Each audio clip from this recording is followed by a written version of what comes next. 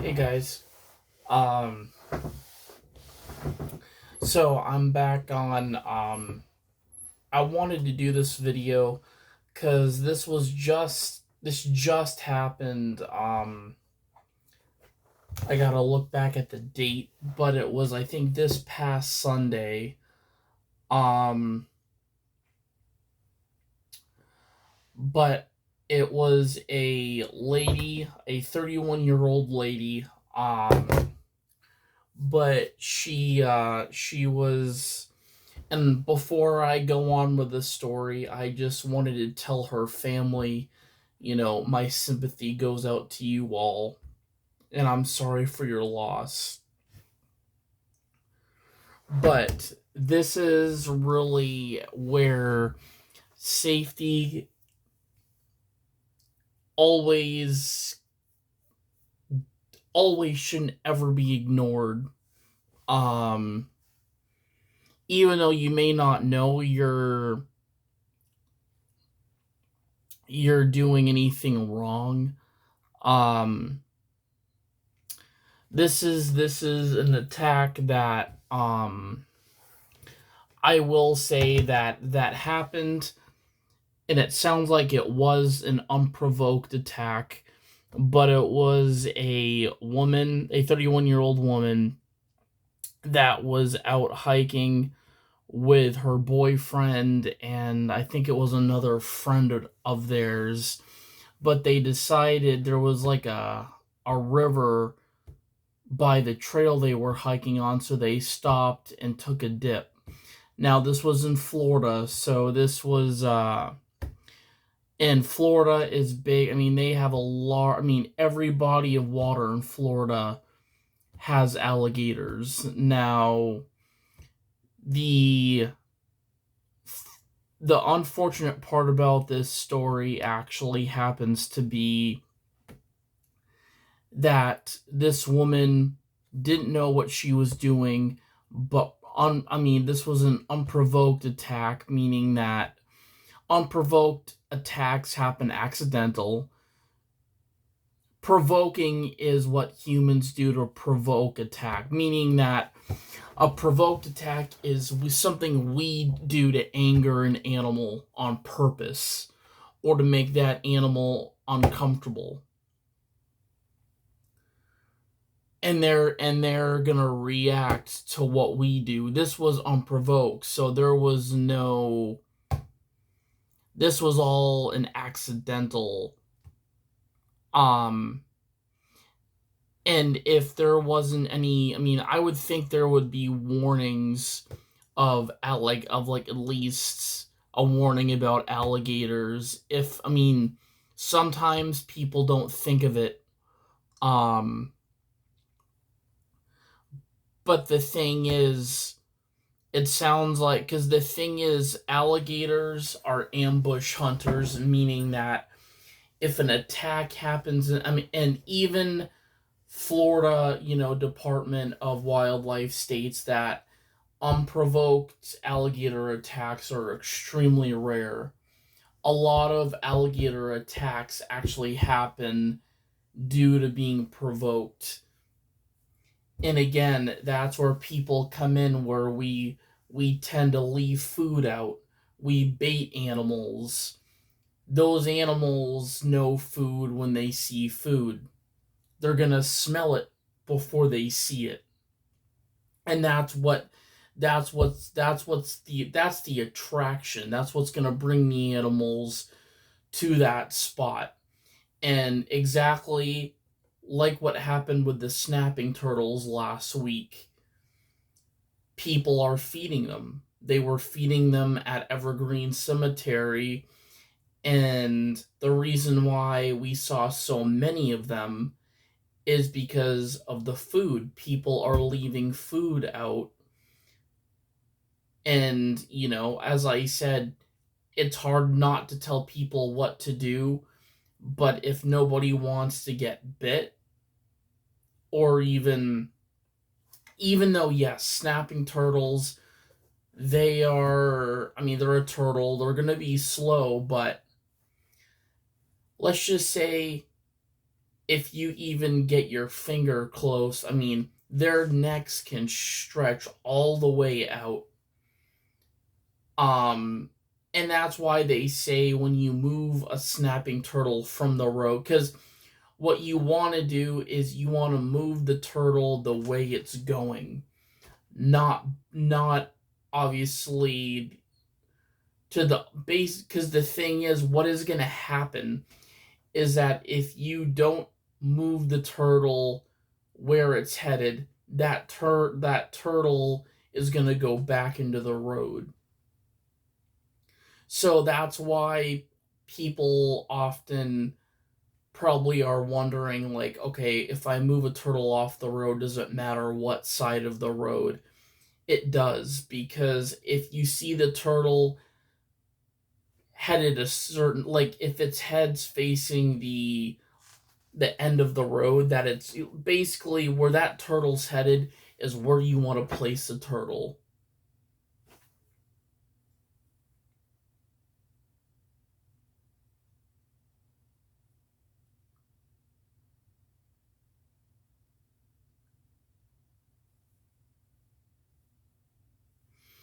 And sometimes, I mean, it could also, I mean, other circumstances could be that it's a mom that just laid her eggs and she's going back to the water.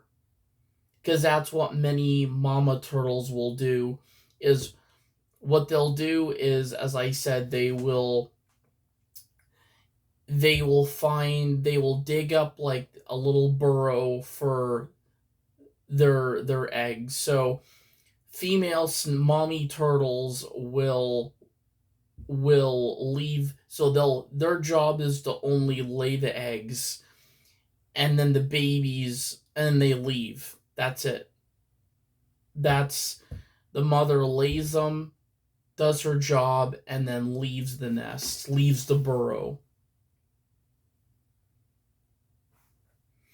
And then over the summer, you will see, I mean, I've seen this full experience at Future Builders. You will have a crap ton of little turtles crawling on in the driveway. Um, but that's the thing, is if it's a mama turtle that just laid her eggs and she's trying to cross the opposite side of the street, that's where she's going to go, is back to the water. So that's a big thing with turtles, is that you don't want to place them where they started crossing, because then they're going to go right back into the road. So you don't want to backtrack with it, because that's the thing, they're going to go back in the road and keep going across that road, especially if there's a body of water around, like a pond or a lake.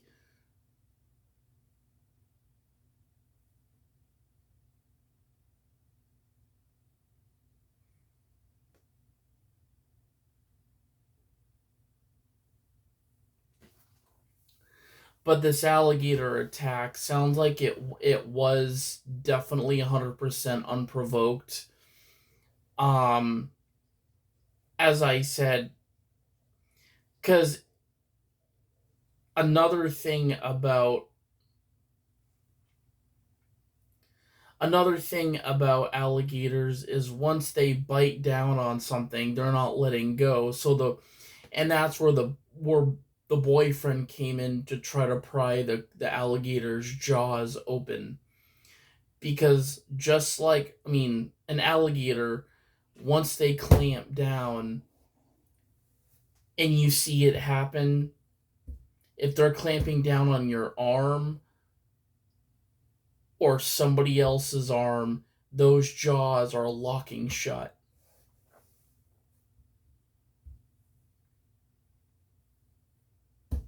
Now again, unprovoked attacks are accidental. They are not provoked. They're not provoked. Because the difference between unprovoked and provoked meaning that we're clearly in the wrong. Humans are in the wrong of provoking. we're the ones provoking the attack to go on. We're the reason why that animal is attacking us, is because we provoked it. We hold responsibility when we provoke something, right? I mean,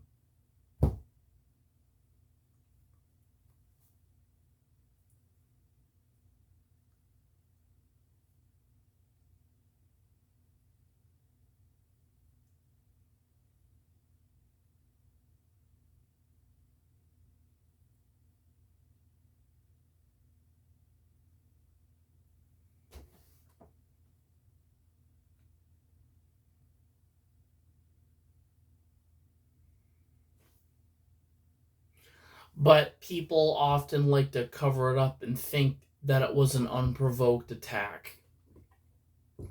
You have to be really sure if it is an unprovoked attack. People often will state that and give that animal, the hateful role of that animal. That's not always the case, even though unprovoked attacks are much more rare.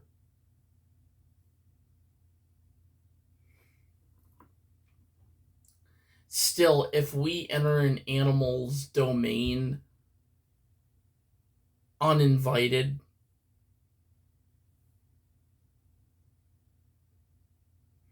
now again, this was definitely, so this was not an attack regarding that this alligator wanted to kill this woman.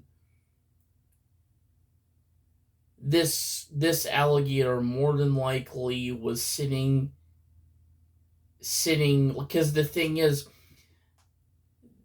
the the news report had stated, because there was a 911 report calling this incident in, but even unprovoked alligator attacks, there's very few of them in Florida.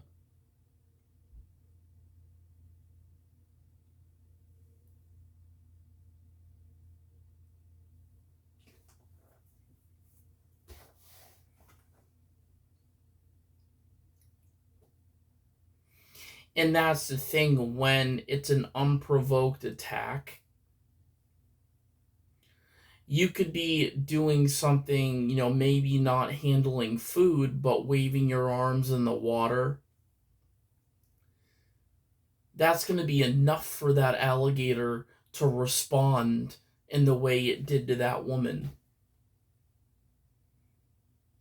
Even though you might think that, no animals in that water. I mean, because the vic, the woman, I think was named Brittany, her boyfriend and her friend, they were in about 3 foot of water. And that gator, I would say, distance was goddamn close for that attack to happen.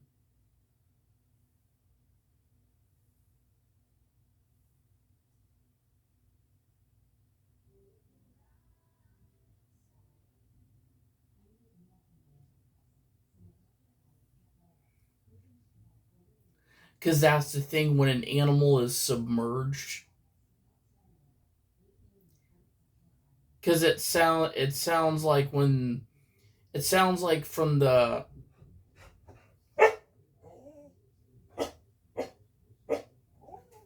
what I'm doing a live.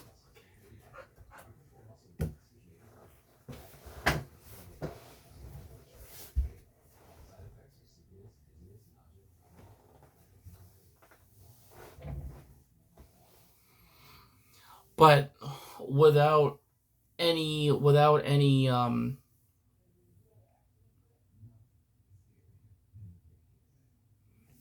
without any an attack like that, it, because the thing is, if that attack were to be a lot, the thing is the timing, because the thing is, if that alligator was merged under the water, and submerged within feet close to these people or maybe inches, I mean, there's little reaction for that. Very little. And I feel like that is I mean, that I feel like is really what happened is that the alligator was very close, and as I said, if Brittany or any of her friends were splashing, exactly, that alligator is going to have that ambush response. That alligator feeling, this is my home. You leave. Um, so I feel like if that gator was farther out, or depending on how far the lake or stream, how long it was, they would have had time to get out of the water if one of them had spotted the gator further away. But unfortunately, this was not. As I said, I I personally believe that this was an unprovoked attack.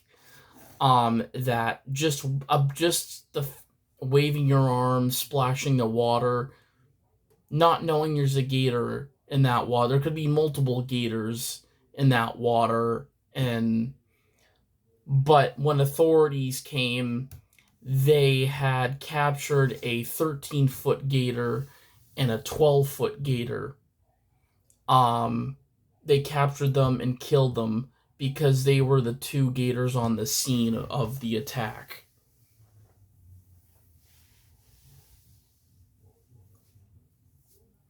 But it's a very different situation with the snapping turtles from last week, because those turtles were there because we provoked it. Again, humans provoked it by throwing out bait we don't want. I would recommend anybody that has leftover bait that they don't use for fishing, definitely take it home regardless. If you don't want it, do not throw it in that water because it will attract animals like snapping turtles. Um, it is not a good, or any other animal, aquatic, like an maybe, because I know there's also otters. There's a pair of otters that inhabit Evergreen, which are awesome to see. I've seen them many times going there. But again, the snapping turtles are, once they're close like that, I mean, and there was a lot of them, and I mean, but I know that was part of human. I mean, that was mainly all what that was our own doing. Why I mean, any animal is going to go for food, but if they can find an easy access point to get to that food, we don't help that situation. We make it 100 times worse, because if it's an animal we don't want in the, I mean, we want these animals in the area, but really to observe, not feed. That's why they call them reserves or parks or whatever. We're there to observe them. We're not there to feed them because they're going to keep coming around. When we develop habits that lead into really horrible bad habits, especially feeding animals, eat foods that, will draw them back, or at least draw them a lot closer.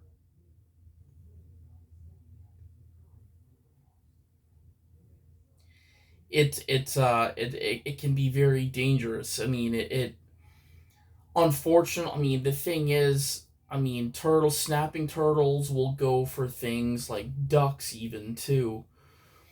There was a lonely duck there, but the thing is, what you have to know between a turtle and a duck is that a duck, when it's older, it can fly away. And the fact seeing one, so there was three gators, or not gators, snapping turtles swimming up to this duck. That duck definitely had. I mean, if that duck felt crowded, and these turtles, because these turtles are quick. They're there for any food source they can get. So it could be an animal close to the area, like a duck. But food is food to an animal that's a predator. Whether it's an apex predator or not.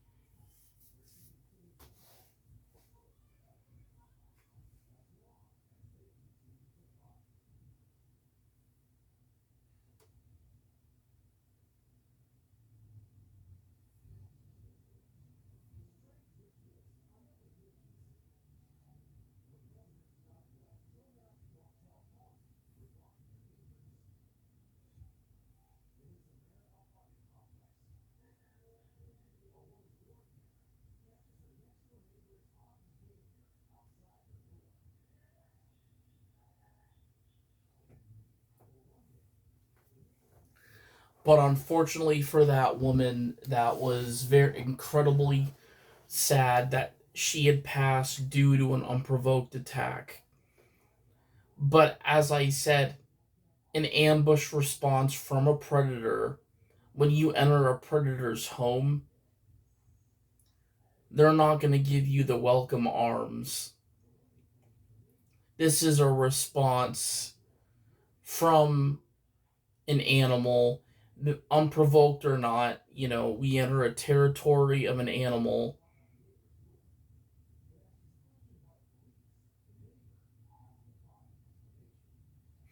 But it says here that healthy alligators view humans as a threat and will usually retreat, or they'll give a hiss, or they'll submerge underwater when approached. It says they are hardwired to react to movement in the shallows. They hunt by instinct, which can lead to accidental bites if the human, like I said, is swimming, splashing, or jogging near the water's edge at dawn or dusk.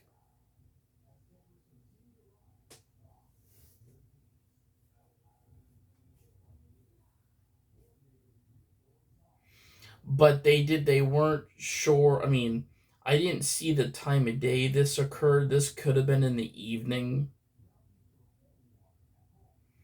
or dawn would mean morning.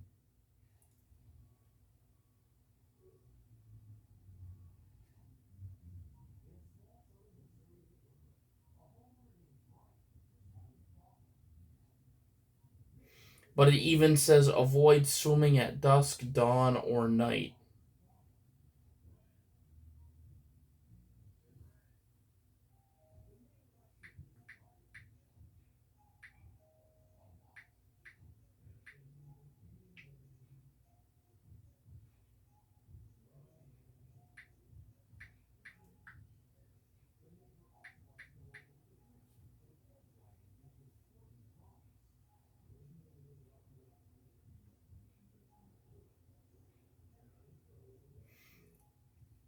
But it doesn't sound like this was in the morning. It sounds like this was more.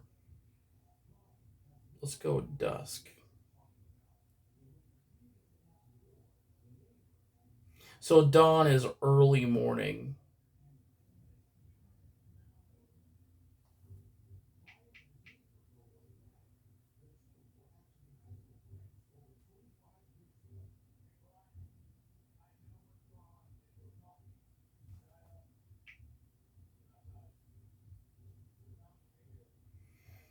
Um, but yeah, I mean,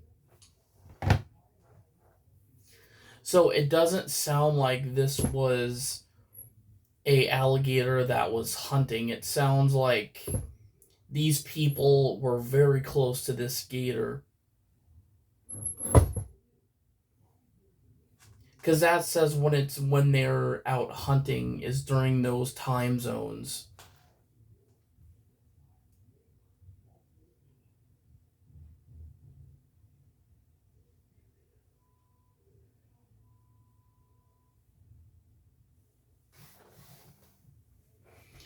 But a that's the thing is that gator wouldn't have been like at like at all, I would say maybe arm's length, but I wouldn't say any farther than that. Maybe, I mean, maybe, but not distance. Like there would be no yards or distance between this attack at all.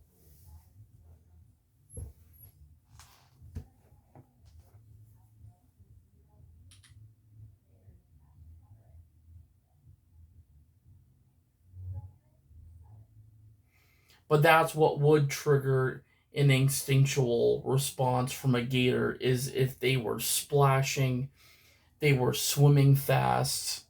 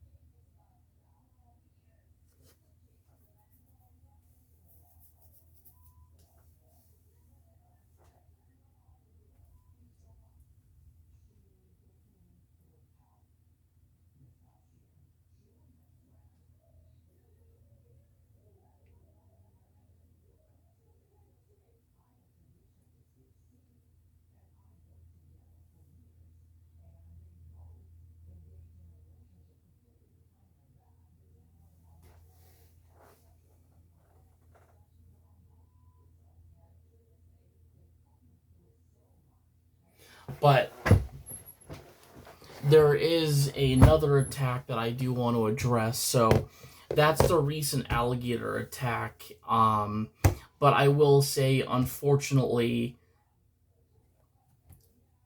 um, there was a casualty involved with a woman who had a family, who had a brother, siblings, a boyfriend, her whole family. But I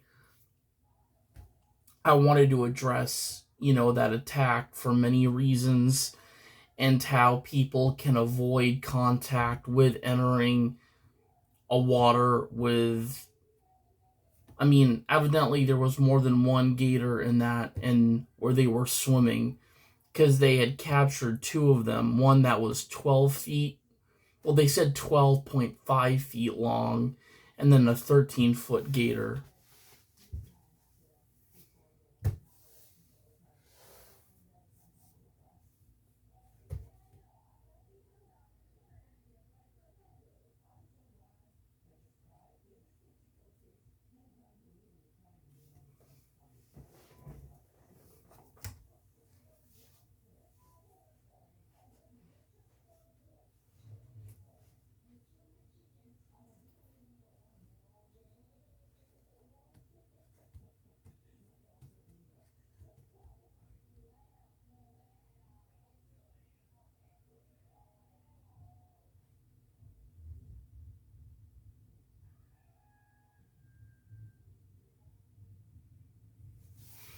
but there could have been many reasons leading up to this attack.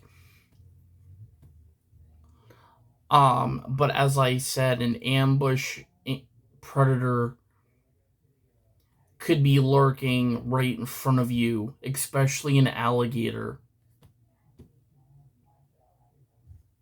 But what's going to trigger that is movement. Animals are going to have behaviors matched to something's movement, matching something's movement, how constantly something moves.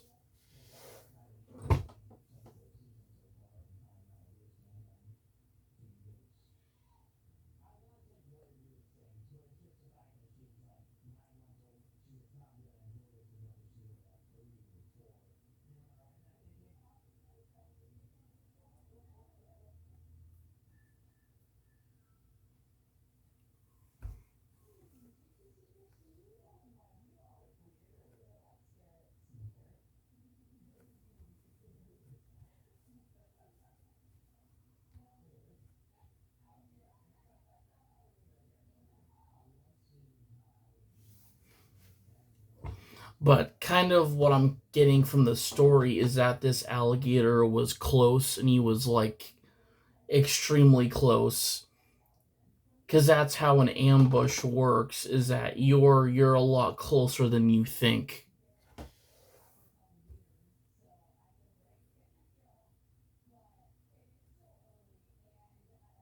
So they were close enough to this gator to activate an instinctual ambush from this animal.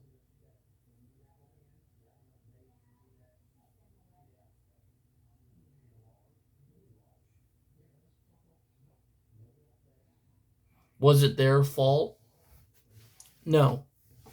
I think any person that respects animals and loves animals, most of those people, and maybe when we give off real energy that is playful, it's not always going to feed towards something else that way. Meaning that if we're too excited, if we're energetic, or we're having fun, not saying we can't, no, but I'm not saying anybody can't have fun. But if you know that wherever you travel, there's animals in that area that are predatory, they're not going to have the same responses as we would. Because that alligator probably, I mean, wouldn't have thought, like, oh, those people are just fooling around, I'm going to walk away.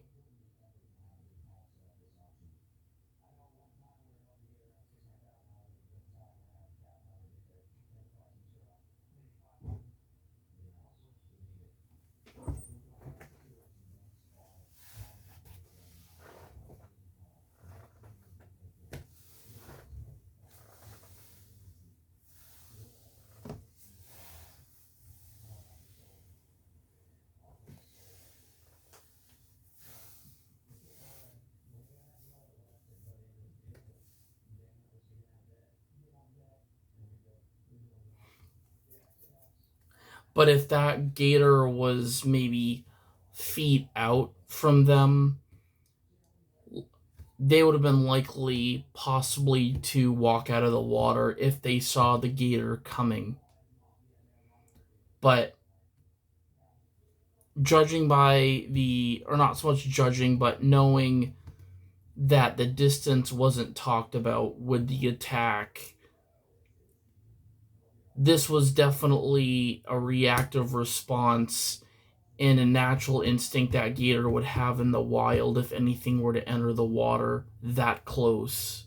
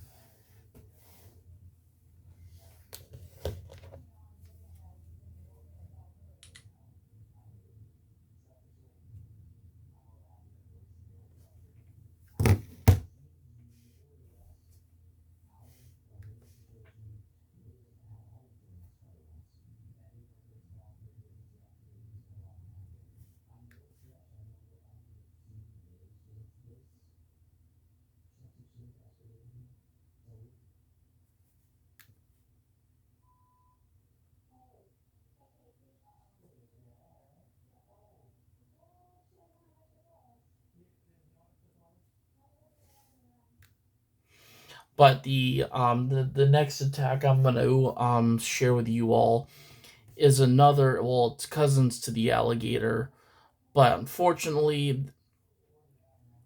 this was from a much more dangerous animal that is really.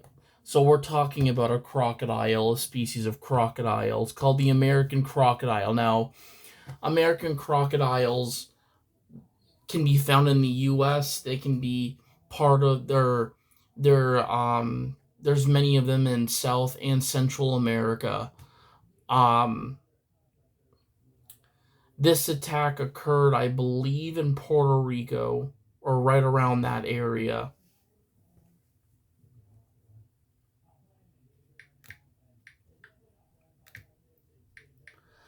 Now, many of those that know how. Wait. So actually, no, this was in Mexico.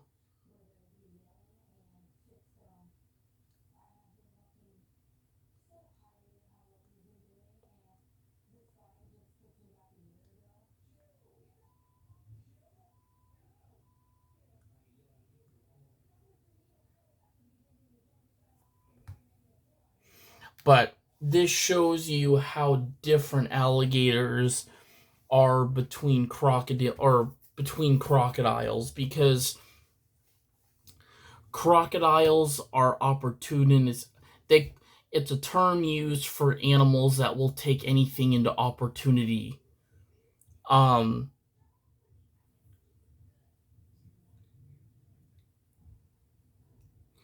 but crocodiles are much more less docile and less obviously we're on the menu to crocodiles. Alligators, we're not on the menu.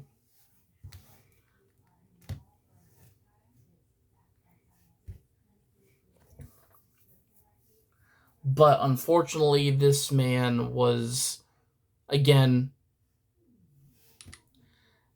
this was not a out of defense. This was an animal that, I mean, the thing is, crocodiles will eat people. They People are on the menu and other large animals. And this was an American crocodile. Um, they said that this attack occurred around 6 p.m. On the beach front of the Marriott Puerto Vallarta Rita Resort and Spa. So they said that this crocodile was a large was so this was roughly a 12-foot croc, which dragged him into the water. Now, between the two attacks being completely different, is that crocodiles drag. They're gonna drag a big animal into the water, unlike alligators that typically eat fish. Um, which could have. Another thing I thought of too is that if this woman, going back to the alligator attack, was flailing her arms, because that's a thing. Shiny objects also trigger. I mean, sharks. So that actually goes for sharks, but it could. I mean, I don't know if this woman was wearing any flashing jewelry, like shiny jewelry, like a necklace, and didn't take it off. Um, but the flashing jewelry resembles flashy scales from a fish.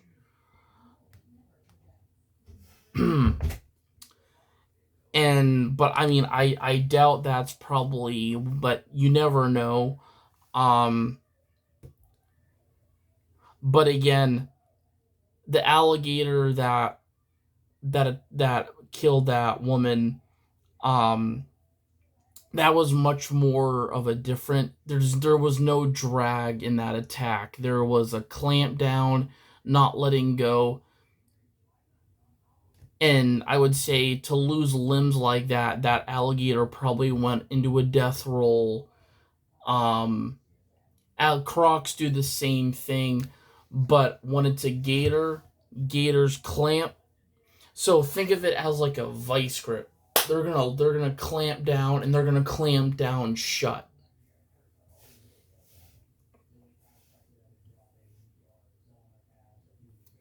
Whereas when alligators, or not alligators, crocodiles drag something into the water, they're dragging it. They're gonna either drag something in by the head or wherever they can get a shot. But crocs are much, much more, I would say, dangerous. And the fact that this man was dragged, I mean, this shows you how strong crocodiles actually are. And the fact this, I mean, if that was a buffalo, that would have given that croc, I mean, 12-foot croc, I mean, so that's, again, you kind of have to think about the size of the crocodile and the size of the animal that it's targeting. But a human like that, that weighs a lot less than this croc, is going to have no issue.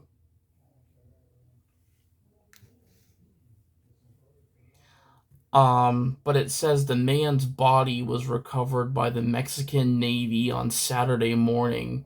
So this was actually, wow, so this was days apart.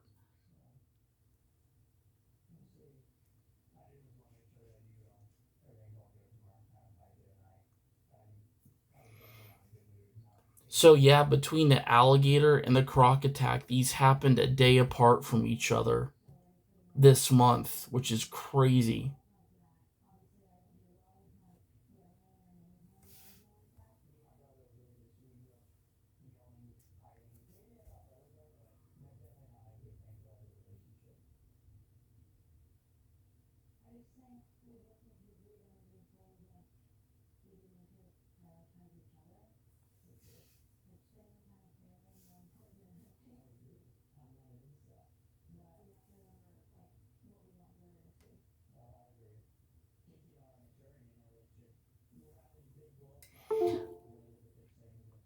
So again, this was definitely, this was an evening attack, so 6 p.m. So this, I mean, it's going on dusk. I mean, even though dusk doesn't, I mean, in Maine it doesn't start till 9.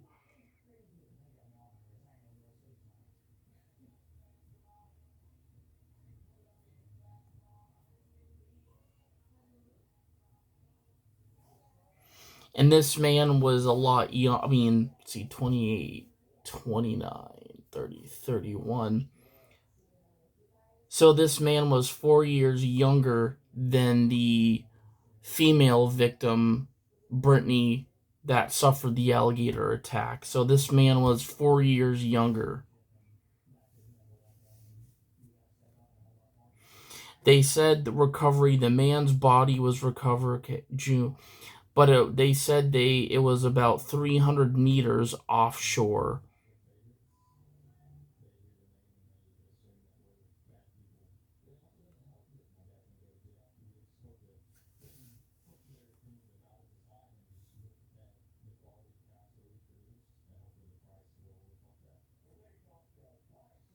So those who witnessed and reported this were a so the people that witnessed the attack, a California couple attempting to assist to help out, described the water as murky and the attack as horrible and gruesome.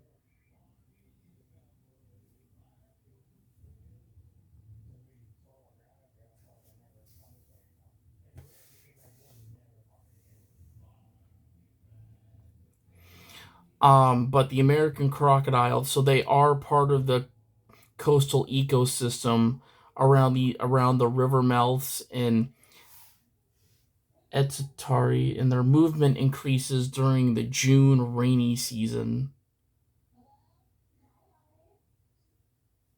But they tell you, for safety advice, authorities urge tourists to avoid swimming at dawn, dusk, or at night in areas with known crocodile presence.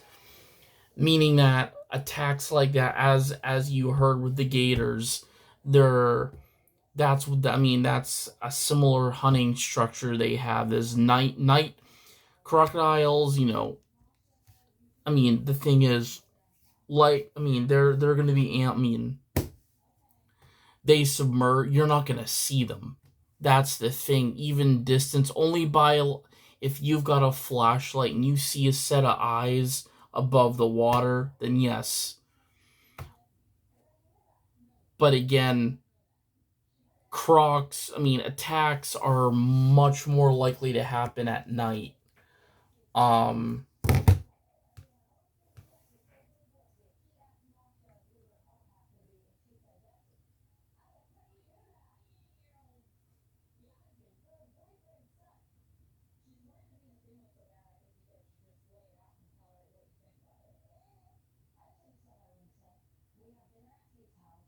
so yeah, this was in Mexico.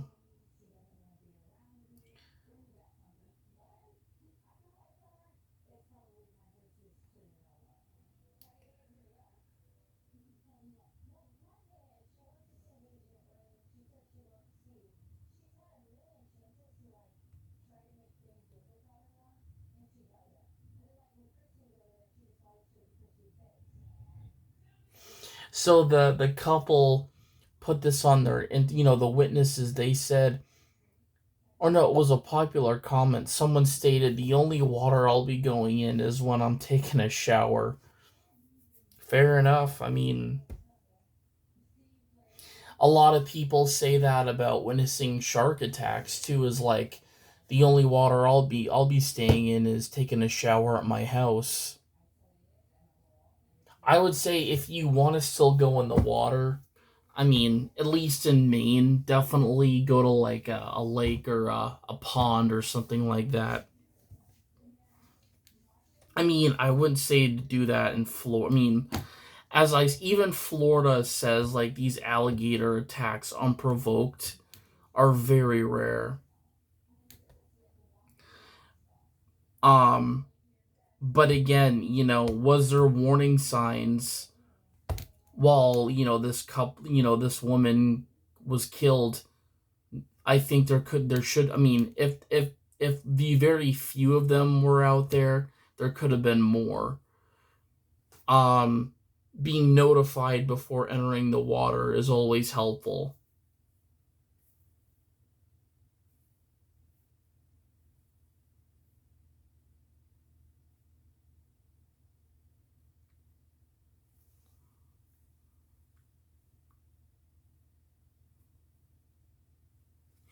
But it sounds like the alligator reacted through natural behavior, and the boyfriend reacted in instinct to pry the gator's jaws open.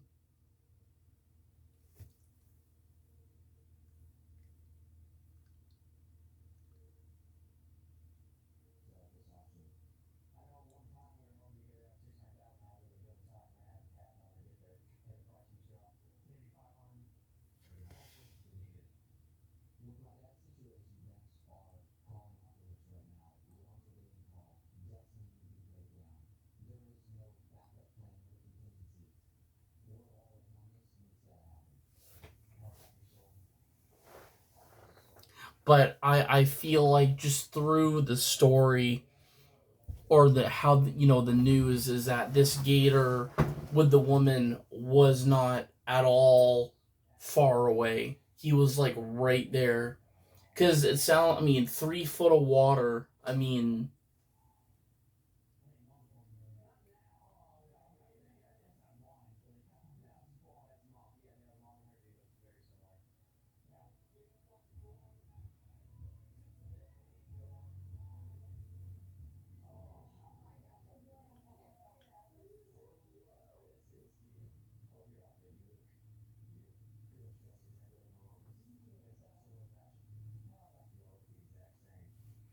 but I would say that gator was very close.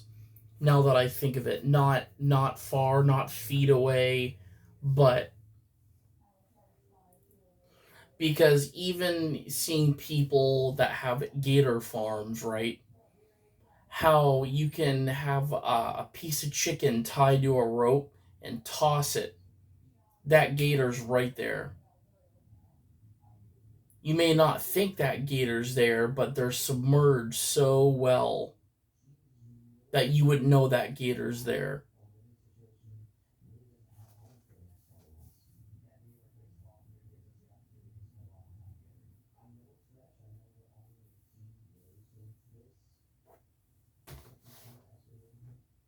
But I truly know instinctually that by fact that this gator was close and he was close for comfort, did these people, I mean, the fact that the boyfriend reacted in an immediate response, calling 911, I mean, it still could have been on, I mean, it still definitely was an unprovoked attack, but when there's no timing to react, you don't question it. You think that a unprovoked attack that happened so fast, that animal must have been right there, meaning that alligator was either already submerged and walking into 3 feet of water. It's unfortunate.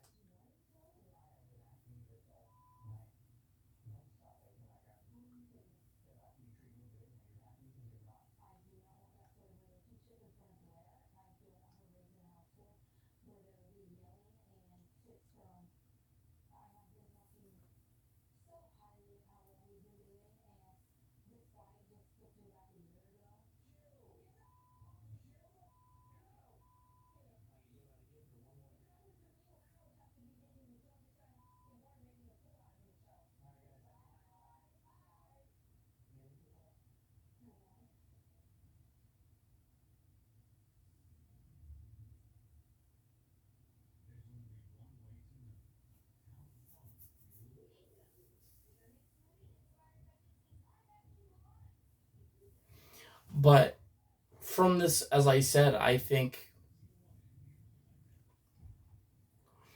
and the guy that got attacked by the croc, that was indeed, so that was a more of a food based attack, since human is on a crocodile's menu. That, I mean, and crocs will launch out of water like nothing, especially if they spring out on a wildebeest. They, I mean, they'll drag an animal in no problem. And that, I mean, that person, that man that was dragged in, honestly, it's very sad between both the victims. But I mean, happening, was it 2 days apart from each other? It's very fortunate for the victims, but again, we can't blame these animals for not acting on their natural behavior.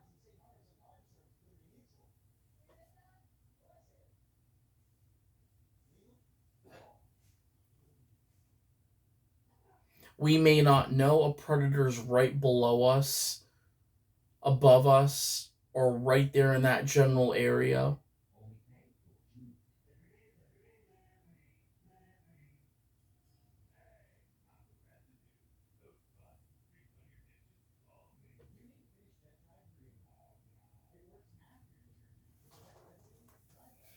But I don't say that alligator attack at all was a distant coming in attack. I mean, reaction time would have been, I mean,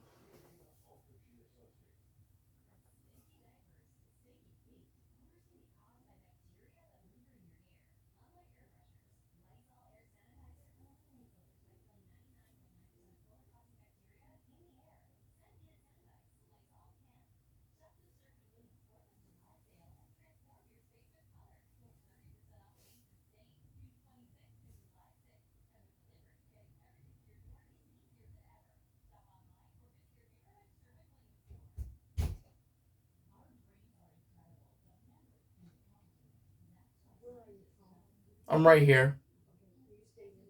Yep.